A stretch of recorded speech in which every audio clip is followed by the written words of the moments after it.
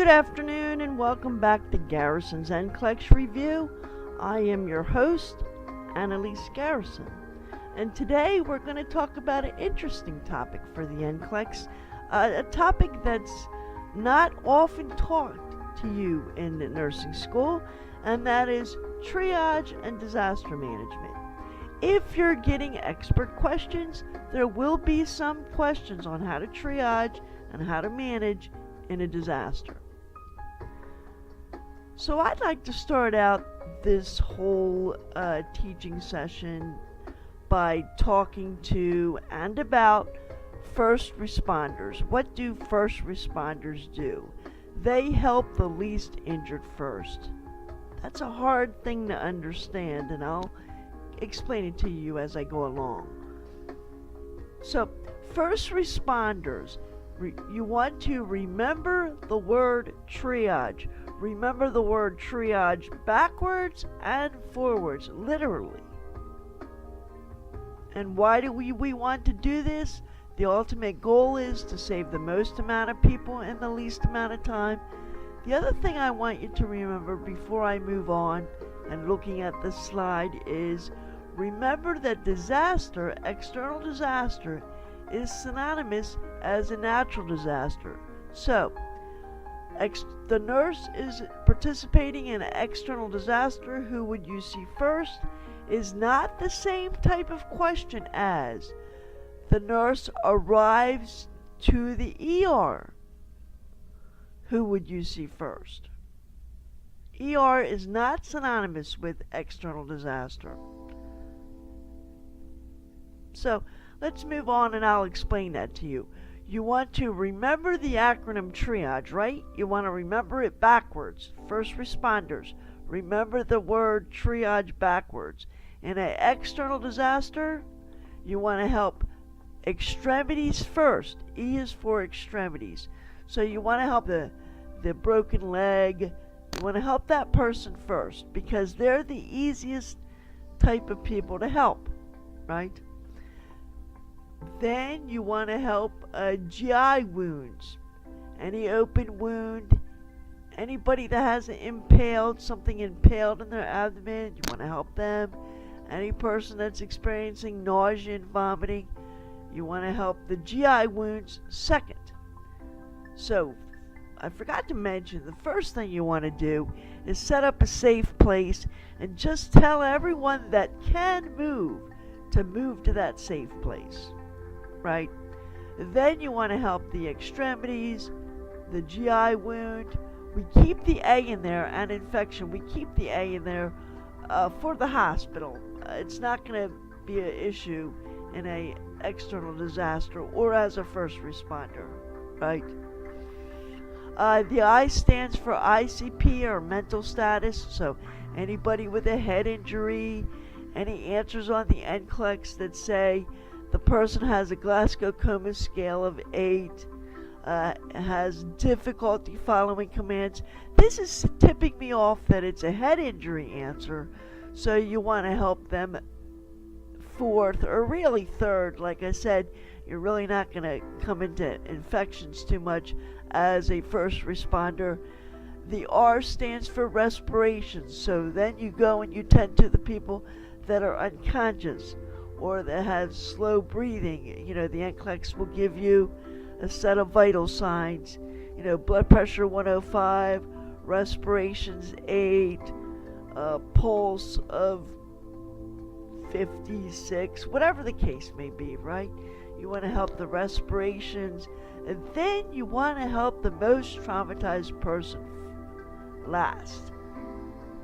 This is if you are a first responder, if the NCLEX is asking an external disaster question. So in an external disaster, who would the nurse see first? Pick the person who is the least injured. And the way you know that is you take the word triage and remember the word triage backwards. I have it written here on the screen for you. Okay, so once they're brought to their destination for help, right?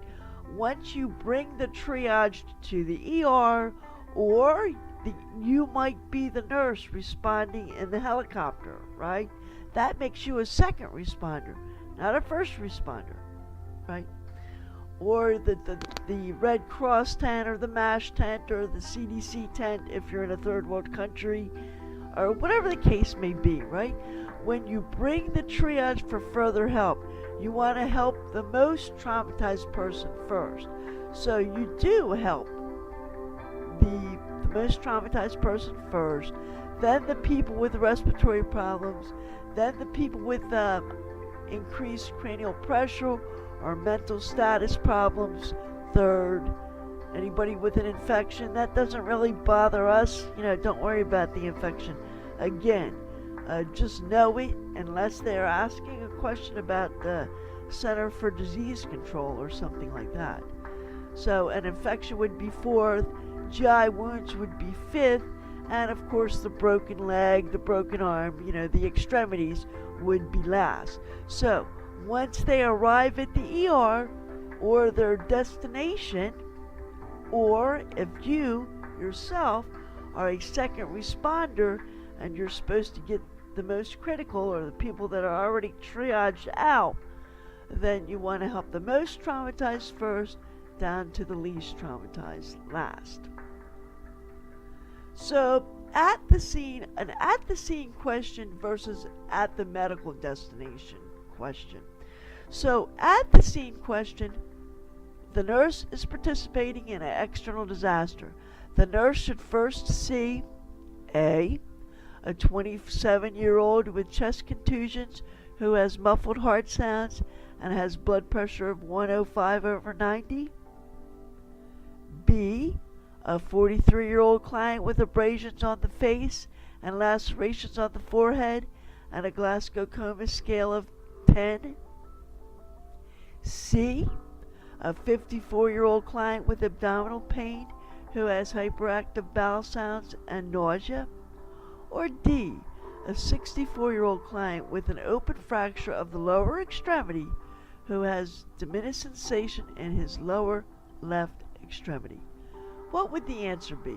You're at the scene. Would it be A, B, C, or D? And the answer would be D. The 64-year-old client with an open fracture of the left lower extremity who has diminished sensation in his left lower extremity. So see, right there, the word extremity is the E in triage. At the scene, you want to take the word triage and go backwards. Let's take this same question and let me pose to you, ask you the question. Who would you help at your medical destination? Or, I want to make perfectly clear, who would you help if you're the second responder? The flight nurse, right? You would help the most traumatized first, right? So they've already been triaged, so now what do? You want to take the most injured person first. So in this case, using the same question, I would say, just change it a little bit. The nurse is participating in an internal disaster. Sorry, my mistake. Internal disaster. Who would the nurse see first?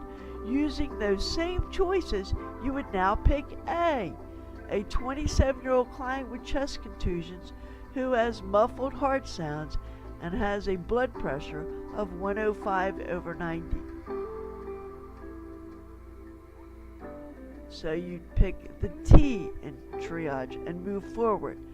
Then you would help the person with respirations.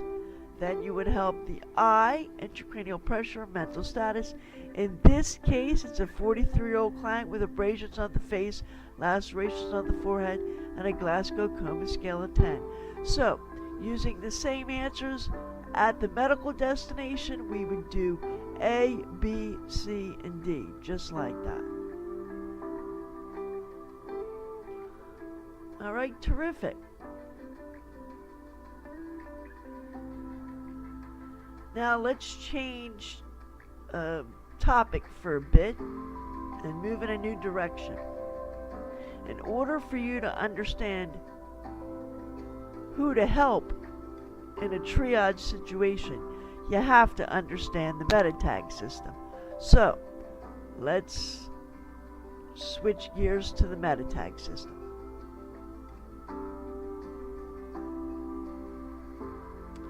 The meta tag system was introduced in California in 1981, and we simply remember the meta tag system by remembering the acronym START. START stands for Simple Triage and Rapid Treatment. That's what that stands for, and it was started in 1981, in California. So not too long ago, all things considered. So the red tag is for the people that need immediate attention, right? These are the individuals that the ambulance is going to pick up, that the flight nurse is going to pick up first, right? So if they're really, really bad injured, red tag. If they're not badly injured but they need medical attention, they get a yellow tag. If they're not injured at all or just extremely minor injury, right, they get a green tag. And if there's no pulse, if there's no respirations, and if there's no consciousness, we call them RMPs, right? R stands for respirations, P stands for pulse, and M stands for mental status, in this case unconscious, right? So anybody that has one or more RMPs gets a black tag, which means unsalvageable. And the picture here, you can see we decided to put it as deceased, but the coroner's office would say unsalvageable. So using that same example of the NCLEX question, a 27-year-old with chest contusions who has muffled heart sounds and has a blood pressure of 105/90 would get what color tag? Definitely a red tag, right? That person has got to go to the hospital now, right? A 43-year-old client with abrasions on the face and lacerations on the forehead who has a Glasgow Coma scale of 10. Alright, that sounds like concussion, right? So they would get a red tag. Good. A 54-year-old client with abdominal pain who has hyperactive bowel sounds would get what color tag? Well, they need to be seen at the hospital because of their nausea, their vomiting, their abdominal pain, but I'd give them a yellow tag. Alright? And then the 64-year-old client with an open fracture of the left extremity who has diminished sensation in his left lower extremity would get a yellow tag. So this is how the meta tag system works. Immediate, if they need immediate assistance, they get a red tag. If they can wait, they're injured but they can wait, they get a yellow tag. If they may or may not be injured, or they might just be in shock, they get a green tag. And somebody that you have checked for respirations, checked for a pulse, you move their head, still no respirations, still no pulse, they're unconscious, they would get a black tag. Alright, very good. Now let's talk about disaster management.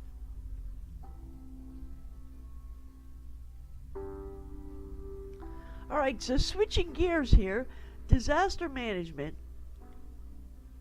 let me just say that the role of the nurse takes place at all three levels of management.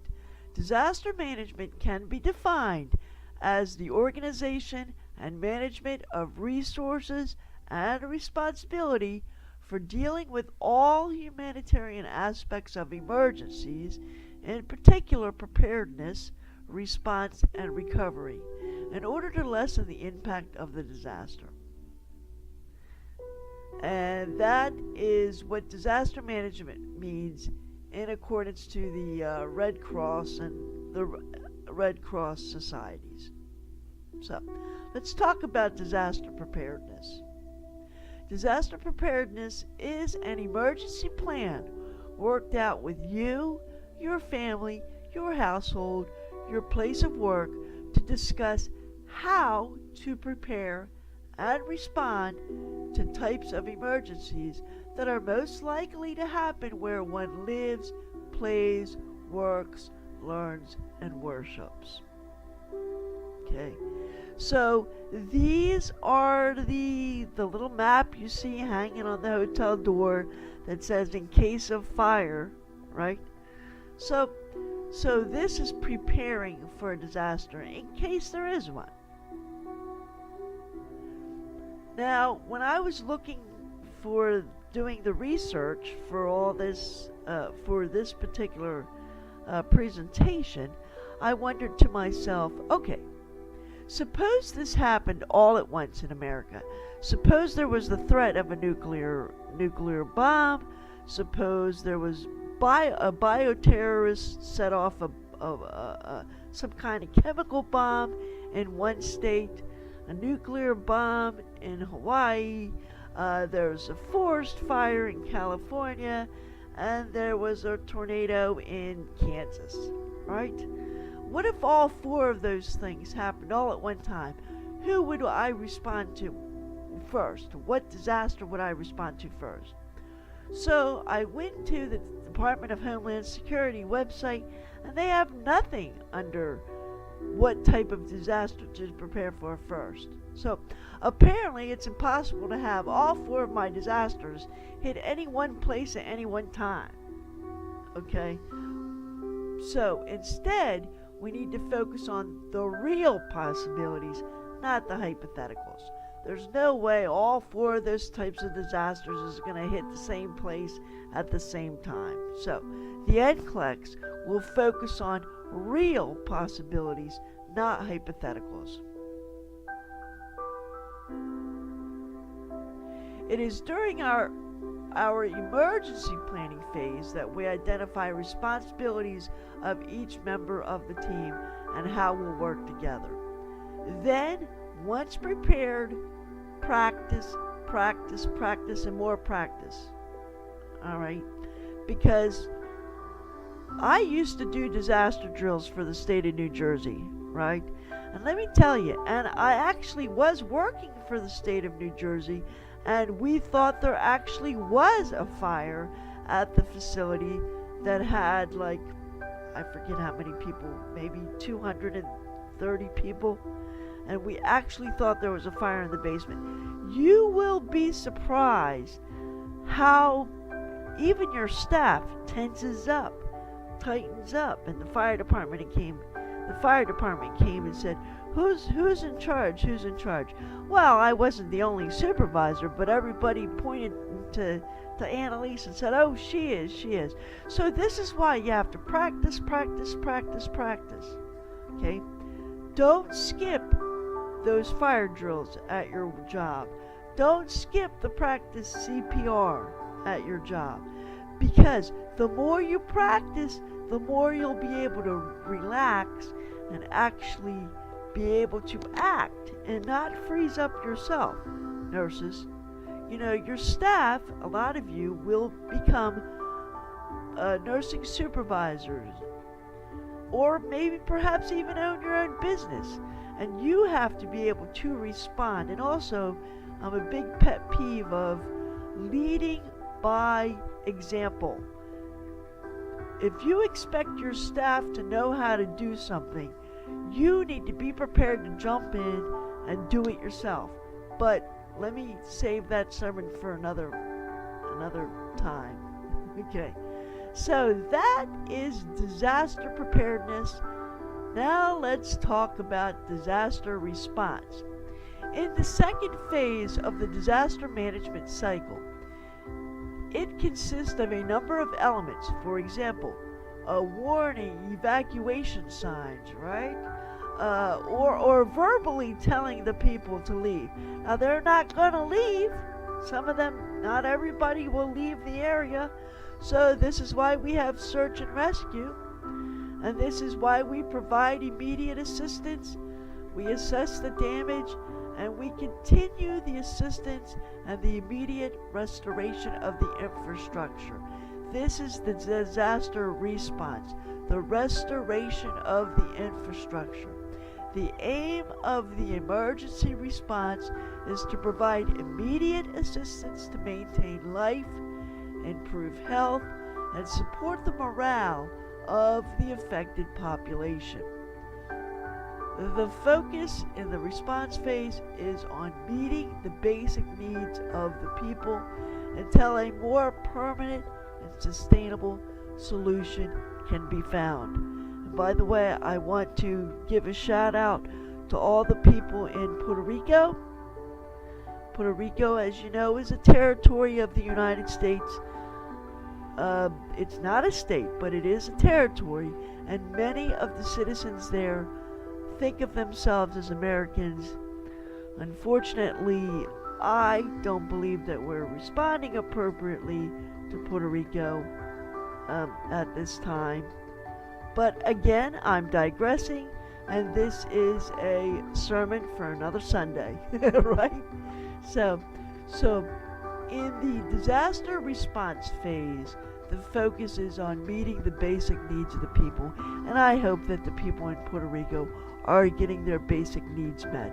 It's awful sad to see it on the news and read it in the paper and listen to it on the podcast, but there are doctors and nurses and even psychologists going out in small teams and trying to reach those people up in the mountains. So even today, even though it's 2018, let's not forget Puerto Rico. Let's keep Puerto Rico in our prayers, because the infrastructure there will take years to rebuild. Anyway, let's move on to the next phase of disaster management. We talked about disaster preparedness. We talked about disaster response. Now let's look at disaster recovery. Disaster recovery involves a set of policies and procedures and tools to continue recovery or continuation of vital technology and infrastructure systems following a natural or human-induced disaster, such as a nuclear warhead, right? Hawaii. God bless Hawaii too. Now, Hawaii was a state. We didn't hear anything from the White House till the next day, and I'm sorry I keep digressing. But you know what, children of the earth, it just goes to show that we have got to help each other. We cannot totally rely on whoever's running the country to help us, right? We've got to help each other, people.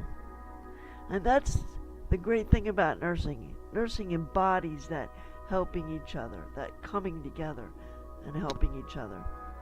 So disaster recovery is a set of policies, procedures, and tools to continue that recovery.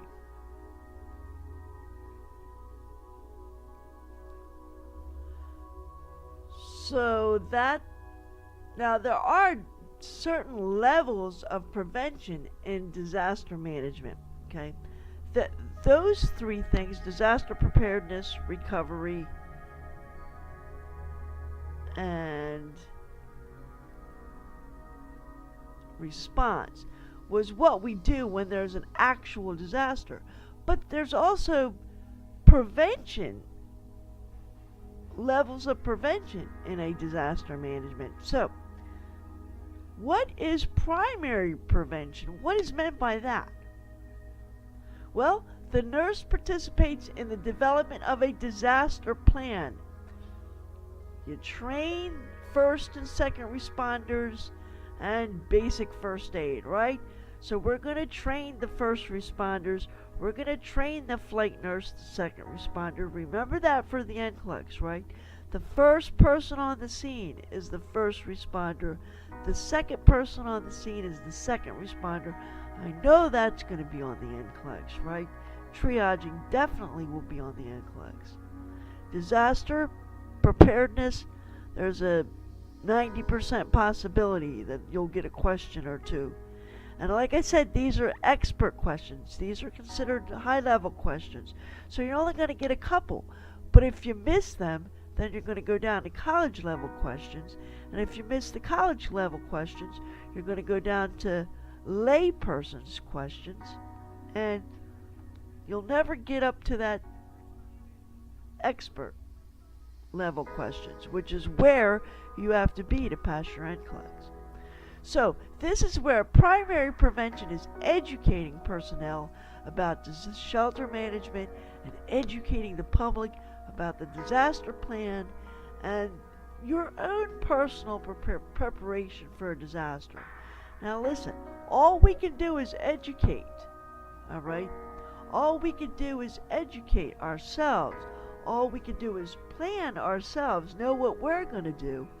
All we can do is educate the public, educate them about where their bomb shelters, fallout shelters, what we call them. Here in New Jersey, we still have signs. That the big sign with the yellow triangle, this is a fallout shelter. And that's on all of our courthouses, as a matter of fact. So, and we still have those big old sirens. You'll hear the sirens screeching, you know.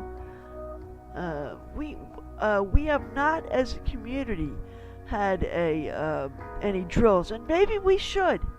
Maybe your own community should have disaster drills because of the times we live in, right? So educate personnel about shelter management and educate the public about the disaster plan and personal preparation for ourselves. This is primary prevention. This is the first level of prevention in a disaster. The second level, or the secondary prevention, is the triaging, right? The nurse triages either at the scene, triage, the word triage go backwards, or at the hospital, the word triage go forward, right? So the nurse triages either at the scene or at the hospital. Nurses and doctors will treat the injuries. Secondary prevention also includes other conditions, including mental health and, if needed, shelter. Now listen, the NCLEX might ask a question about all of these people are coming to your ER. Who would you give the LPN, or who would you let the aide assist in, right? Now, whenever you get a delegation question, this is as good as time as any to talk about those delegation questions. Whenever you get a delegation question, and I do cover this in my prioritization if I tutor you, prioritization, I hope you do get at least a couple of sessions of tutoring with me. I always, quick rule of thumb that I'm going to say here, delegate the easiest scenario, or delegate the easiest job. That's all I'm going to say about delegating here, because it would be getting off topic. Hopefully you'll get a couple of sessions of tutoring with me. And I'll give you the information about tutoring at the end of this presentation, as several people have asked. So, secondary prevention, and the tertiary prevention, right? The last level of prevention in a disaster consists of all situations that need follow-up on perhaps the entire multidisciplinary team for severe injuries or psychological problems or recovery assistance, and even in education on how to prevent future disasters. So basically what I'm saying is, after your hospital has, is done their flood of people coming there because there was a mass shooting in Nevada, for example. After you're done with that, even if the staff does well, still have a follow-up staff meeting. And what I mean by multidisciplinary, because I talk about multidisciplinary when I talk about legal and leadership, right? Multidisciplinary means include every single department head or every single person from the different areas. Call the nutritionalist, call the social worker, let the social worker be part of that team, let the nutritionalist be part of that team, respiratory therapy, every single department head. Bring them together, even if you did well. Have a staff meeting, have a follow-up. Hey, how can we make things better? If your staff did well, it's nice to give them a pat on the back at this time. Say, hey, great job. Terrific. Let's do this again for next time. This is the time you want to brainstorm, get ideas from your department heads, write it down. So tertiary prevention is, this is what we're going to do for next time because we did so well, or this is what we're not going to do for next time because we made a mistake. Right? That's tertiary prevention. So let's talk about prevention, some examples for the NCLEX. And I kind of already talked about this, but this, looking at the screen, this is an actual example. In caring for a victim of a sexual assault, which task is most appropriate for the LPN, LVN, right? You want to give them the easiest task, the least involved task. For the NCLEX, that's your little trick, right? That's your little concept. So always give the person, when they talk about delegating to someone else, give them the least involved task. So A, provide emotional support and supportive communication.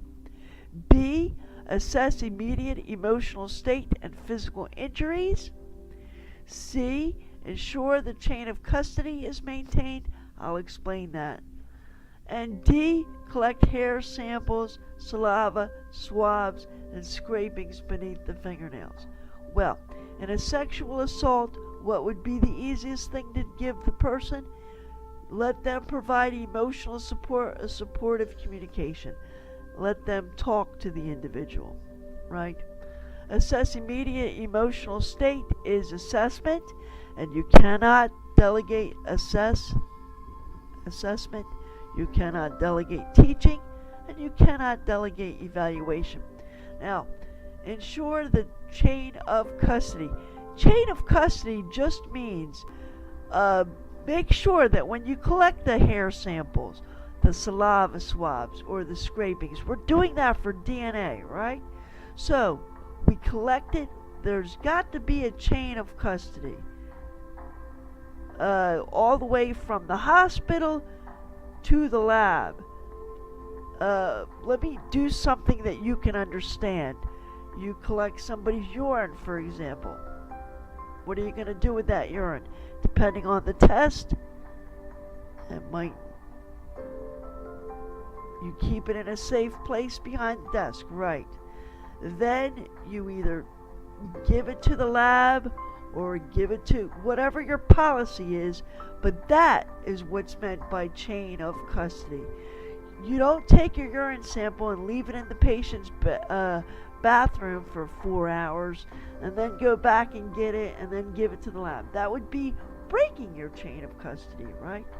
So, ensure the chain of custody is maintained. That's what's meant by chain of custody. Make sure you do the right thing. Hand it off correctly until it gets to its destination, until you get that DNA back. Well, we won't be getting it back in the hospital, but until the police station gets the DNA back, right? So don't break the chain of custody. Alright. So that really brings us to the end of triage and disaster management for the NCLEX. Now, for those of you that are asking about online tutoring, they are available. They're available individually, or you can buy my package, and I'll tutor you for 11 or 12 different sessions. And I'm very, very good at tutoring. I have been doing this since 1997, and I really have good success with passing, people passing the NCLEX. And it just gets better and better every year. So if you're interested in tutoring, you can go to my website, www.caring, that's CARING, the number 4, UYOU.net, caringforyou.net. Healing the community, one nursing student at a time. Thank you for coming, and I'll see you in the next presentation.